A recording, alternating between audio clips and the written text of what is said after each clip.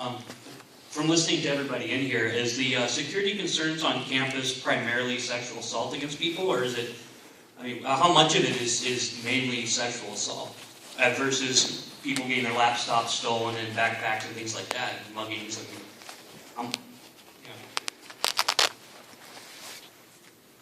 Well, I mean, crime is a concern, and it runs the gamut from theft all the way up into more serious assaults and sexual assaults. So the concern is that we have a law enforcement agency that works for the university that can address all of those concerns from top to bottom.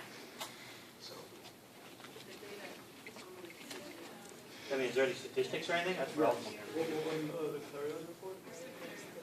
yeah, we have the clearly reported crimes on campus.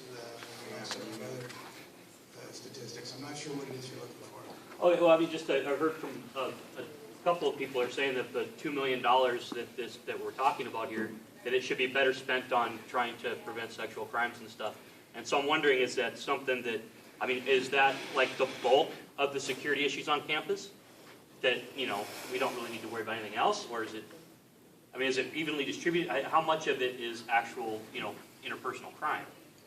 So I can't quantify it, but what I can tell you is that one of my greatest concerns is that we don't provide a sexual assault response that addresses some of these issues that have been brought up, like victim blaming or reducing harm or providing an environment of someone who is compassionate and conducting an investigation in such a way that reduces harm. I agree that prevention is the key, but there also comes a time when you need to have a trained police officer that responds, that can reduce the harm and the impact, and can start working towards healing. And I do think that law enforcement is part of that.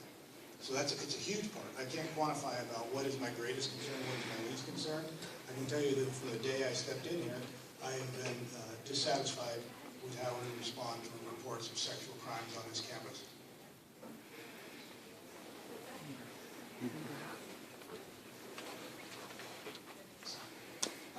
My name is Chris, and for a moment I'd like to steer this conversation to a different direction.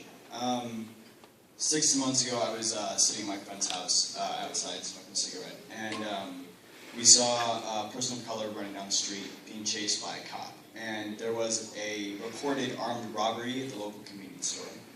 And after chasing this person for about a block, the cop stopped, warned him once, and then shot him in the back. And the man died.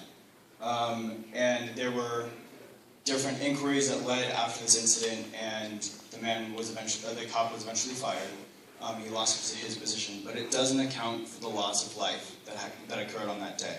So what are your views on this type of incident, and in what way can we be assured? Because there's a lot of negative stigmatism when it comes to arming or armed police force and armed cops with guns, that they are feared by, or they can be feared by regular civilians. So in what way can we be assured that this won't happen, or at least be more comfortable with the idea of arming our police force? I could ask another question. More question.